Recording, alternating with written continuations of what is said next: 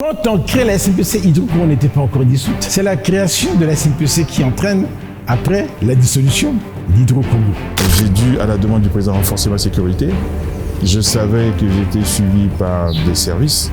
J'ai pu en avoir la preuve facilement. J'ai reçu des menaces de mort. Lorsqu'on veut faire du génie, il faut un grain de folie. Donc, notre brut, désormais, quand il allait en géno, il n'était plus valorisé comme brut à retraiter, il était valorisé comme brut prêt au stockage pour la vente. J'ai eu le congé, je crois, officiel une seule fois dans ma vie à la SNPC. Ça signifie qu'on a quand même travaillé ici. Généralement, quand on pense pétrole, on pense ceci. Les conflits sont un désastre pour l'humanité. Pourtant, aussi bizarre que cela puisse paraître, ils ont toujours été un accélérateur économique pour les pays impliqués. Le Congo ne fait pas exception à la règle. J'étais à l'époque conseiller du chef de l'État pour les mines, l'énergie hydraulique et pour les hydrocarbures. Nous sommes, en ce qui me concerne, en fin décembre 1997. Je crois que j'ai été officiellement nommé le 1er janvier 1998. Eh bien, tous les trois, nous étions à Elf Congo. Et ça correspondait à cette époque à la fin des troubles au Congo, c'est-à-dire c'était fin 97, début 98. Et il fallait refaire un petit peu le cabinet présidentiel. Et là, nous étions donc trois. Il y a un qui a été conseiller aux hydrocarbures, M. Bruno et toi. Il y a deux qui étaient les assistants et attachés, c'est-à-dire M. Serge Ndeko et moi-même. Nous sortons d'une période très difficile, que d'aucuns ont appelé la guerre, on va dire un conflit armé, qui a détruit l'essentiel du tissu économique national, qui a remis à zéro le fonctionnement de l'administration. Le pétrole est totalement engagé. Le problème, c'est que les acteurs politiques d'avant n'avaient pas osé franchir le pas que le chef de l'État donc, a franchi. On m'a embauché à la SNPC le 5 février 2001 comme comptable. Et je pense qu'il fallait donc reprendre la comptabilité. Et j'ai passé ces moments particuliers, je ne sais pas que j'ai cité Michel Nganogo, pour que nous puissions mettre en place la comptabilité de la SNPC. C'était un travail exaltant. Avant 1998, il y avait Hydro-Congo. Pourquoi et comment a été créée la SNPC? Le président est revenu aux affaires le 15 octobre 1997. Quand j'arrive au cabinet, il a pu trouver un accord avec les pétroliers pour disposer de quelques ressources pour relancer le pays, ou en tout cas au moins le faire vivre. Et le pétrole était tellement gagé que les pétroliers n'ont eu d'autre solution à nous proposer que de gager encore le peu qui restait pour nous fournir des ressources.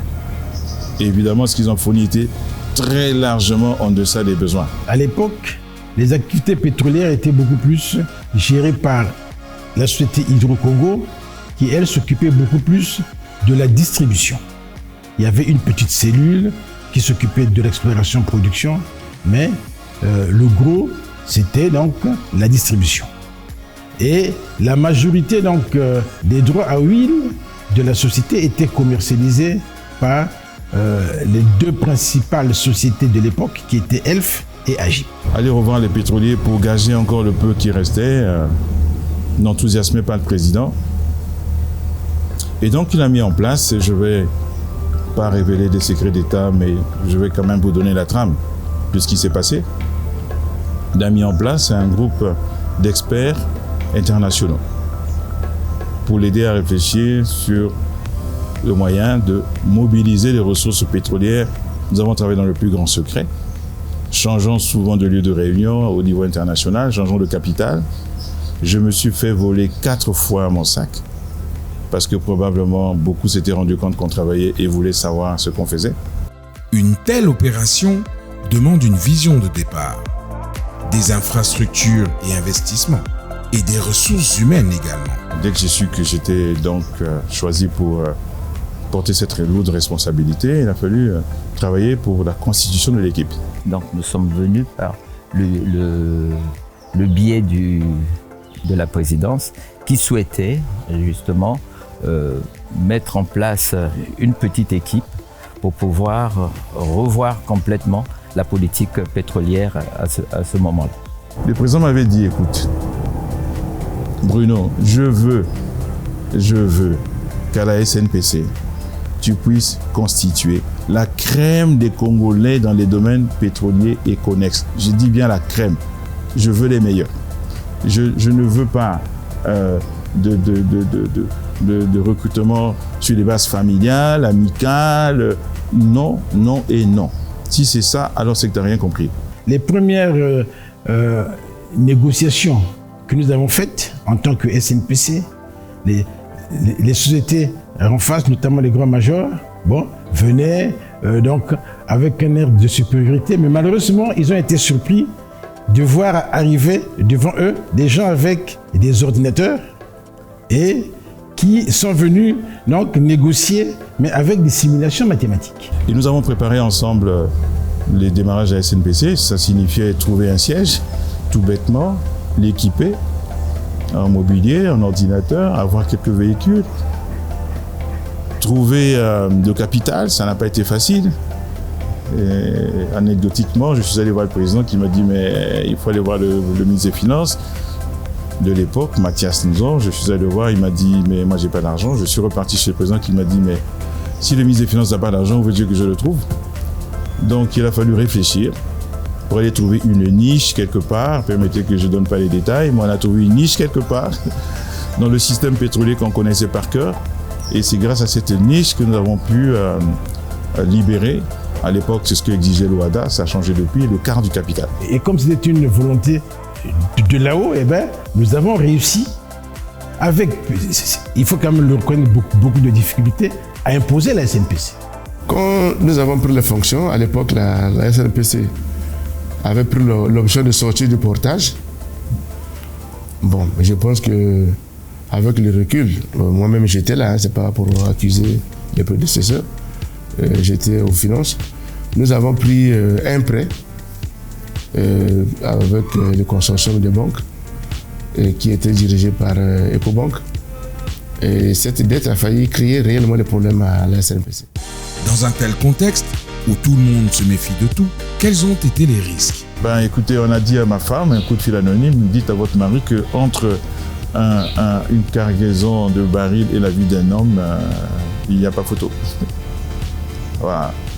En clair, la vie d'un homme est beaucoup moins chère. Il faut beaucoup moins d'argent pour mettre un terme à la vie de quelqu'un que ne coûte une cargaison. Mais bon, on avait une mission, on a continué. Le président m'a dit, t'occupe pas de ça. S'il y en a qui doivent mourir, ce sera d'abord moi, avant qu'on te tutoie. Quel était l'objectif premier de la création de cette institution? Et c'est dans cette ambiance et c'est la chose la plus importante que nous ayons faite au début, que le président m'a dit, sans attendre, dès l'instant où la SNPC a commencé ses activités, je veux que nous puissions commercialiser notre brut nous-mêmes. Nous avons créé la SNPC pour en faire une société forte, à l'image de la Sonangol, avec l'ambition que le secteur pétrolier devait se faire avec la SNPC et autour de la SNPC. Jusque-là, nous avions privilégié la partie non opérée. C'est clair, la boîte n'a pas 10 ans, n'a même pas 10 ans. On ne va pas à cette étape-là, à ce stade, devenir producteur, opérateur et autres.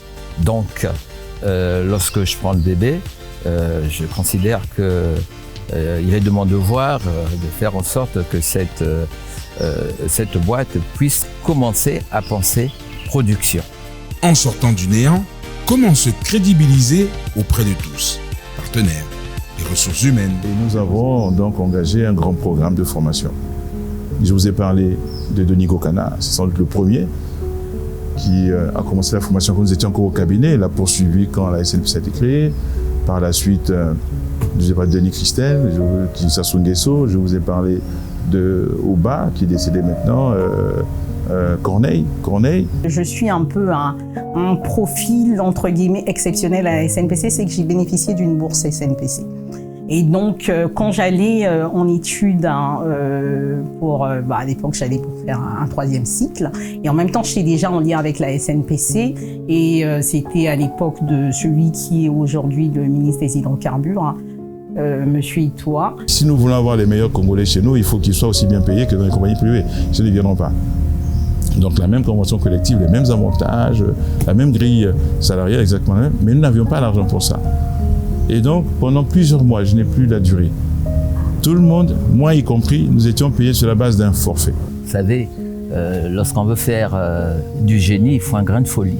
C'est comme ça que nous avons préféré prendre le risque, relever ce défi, et vous connaissez le résultat. Quel était le second objectif de la SNPC, opérateur? Nous revenons de sociétés pétrolières. Donc nous avons d'abord une première formation pétrolière, mais surtout de l'ambition. Okay? De l'ambition pour notre pays. Le premier modèle, ce serait faire en sorte que la SNPC puisse ressembler à la société auprès de laquelle j'ai été formé. La question, c'est quand avez-vous décidé de devenir opérateur? Grand débat d'école. Il y a des compagnies nationales qui ne veulent pas opérer. Nous, on était très tôt dans la position de ceux qui estimaient qu'il fallait quand même opérer un peu. Parce que quand on opère, on apprend. Quand on opère, on forme. Quand on opère, on connaît la réalité de l'exploitation pétrolière. Autrement, on est un gendarme qui vient, qui écoute, on audite, on contrôle. Il faut quand même mettre la main à la pâte. Donc très vite, nous avions dit qu'il fallait absolument qu'on puisse opérer aussi. Aujourd'hui, les connaissances que nous avons sur le permis, on a un plan de développement. Que la SNPC soit opérateur ou une autre personne, on a créé aujourd'hui une base solide pour pérenniser la vie de la société. Quelle vision pour la SNPC aujourd'hui? Commencer à créer notre propre développement, donc les champs où nous étions opérateurs, on devrait les développer. Nous sommes une société nationale et à ce sujet, que le développement se fasse, vous savez tous que la force d'une société, ce sont les ressources humaines. Nous devons d'abord assainir la situation financière de la société, qui commençait à avoir les dettes un peu, une dette qui n'était pas commode pour notre activité. Et on doit donc assainir la situation financière et surtout créer les conditions de croissance. Et de ce fait, je pense que pour la situation financière, nous avons atteint nos objectifs. Et du fait que la dette aujourd'hui est acceptée par les institutions financières, on s'était fixé comme objectif de vouloir sortir du portage parce que nous étions jusque-là une société portée par les autres partenaires. La vision que nous avons sur la formation, nous devons former tout le monde dans le domaine du pétrole. Que ce soit les activités connexes comme la comptabilité, la gestion des approvisionnements. Les gens n'étaient pas, ils pensaient que c'était une activité à part. Donc il fallait les ramener sur le corps de métier qui est le pétrole. Alors moi j'ai été contactée par la SNPC en 2003, alors que j'étais encore étudiante à l'Institut français du pétrole où je faisais mon DEA. Et c'est en 2003 donc, que j'ai reçu une bourse de la SNPC pour continuer ensuite en 2004 ma thèse de doctorat à l'Université de Dundee en Écosse. Que penser et que dire de cette transition énergétique dont on parle tant et de cet objectif zéro carbone? Le Congo sans pétrole, comme nous l'envisageons, je pense que nous avons écrit le master plan-gaz. Dans ce master plan-gaz, nous avons abordé le sujet. La réalité serait qu'à partir de 2040-2050, le gaz doit prendre les relais sur le pétrole conventionnel. Si on n'a pas fait, entre-temps la recherche, il y a les explorations par exemple fondées sur le permis marine vert. Il y a beaucoup d'indices qui montrent qu'il y a encore beaucoup de pétrole là-bas. Et nous avons donc le Congo sans pétrole, sans hydrocarbures. Je pense que ce n'est pas encore envisagé aujourd'hui. Si nous pouvons aujourd'hui valoriser au mieux notre gaz, on va diminuer la consommation de gasoil en production énergétique. C'est évident, parce qu'on aura abondamment de l'électricité, on pourra la distribuer et on va éteindre chacun son groupe électrogène qui ne consomme que du gasoil. Le défaut du pétrole, c'est qu'un jour, il n'y en aura plus. Donc, qu'on le veuille ou pas, on sera à un moment obligé de passer à d'autres sources d'énergie.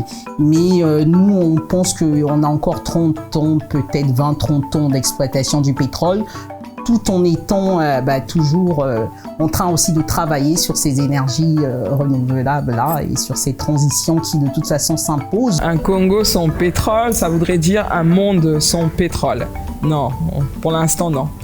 Les hydrocarbures restent encore les énergies dominantes et toutes les prévisions montrent que pendant les prochaines années, le pétrole et le gaz vont encore continuer à dominer le mix énergétique. Mais c'est vrai qu'on parle de transition énergétique et le Congo, comme ses pairs, n'est pas en marge et on a vraiment décidé de faire des efforts pour participer à cette grande dynamique de transition énergétique. Total a changé de dénomination, il s'appelle Total Énergie. C'est l'entreprise qui a choisi que désormais il ne travaille pas seulement sur le pétrole et le gaz, mais sur tout le spectre énergétique, depuis le pétrole et le gaz qui n'abandonnent pas évidemment, jusqu'à toutes les énergies renouvelables. Chez nous, ici au Congo, ils l'ont dit, ils sont engagés pour un projet solaire, ils sont engagés pour l'hydroélectricité, ils sont candidats pour la reprise de barrages et pour les réhabiliter, ça paraît incroyable. Donc voilà, il y a urgence à ce que la SNPC, en son sein, vite mène cette réflexion pour la proposer au gouvernement, puis ça appartienne à l'État. En tant que visionnaire, messieurs, avez-vous un message ou un souhait? Nous devons tout faire pour que la SNPC prenne définitivement son envol et soit le pivot, soit la pièce centrale autour de laquelle les activités pétrolières doivent s'exécuter. 25 ans après, c'était un peu quand même l'âge de la maturité. Et je crois que la SNPC a démontré tout ce que j'ai dit, ce qu'elle a su faire. Maintenant, elle doit s'installer dans un statut qui doit devenir le sien dans le paysage économique et social congolais. C'est leur responsabilité. Je souhaite un Congo expert, un Congo qui puisse montrer à la face du monde que nous avons la possibilité de nous développer et d'avoir un mot à dire sur l'économie mondiale. Que la SNPC soit reconnue et respectée par ses pairs du secteur dans les autres sociétés, dans les autres pays, mais surtout qu'elle devienne une société opératrice beaucoup plus aguerrie, mais surtout qu'elle continue de faire la fierté du Congo et que demain on puisse dire à nos enfants qu'on a participé à cet essor positif. N'oublions pas que l'État aujourd'hui a beaucoup d'attentes vis-à-vis de la société nationale et nous devons faire en sorte que par nos performances qu'on puisse aider l'État à bénéficier de sa société. C'est une nouvelle dynamique, je pense. En tant que DG de la SNPC, je dois faire en sorte que nous payons les dividendes à l'État. Mais ça n'est pas dans le cadre de ce groupe. Donc s'il y a une société qui ne répond pas à la dynamique, je pense qu'il faut restructurer réellement en profondeur.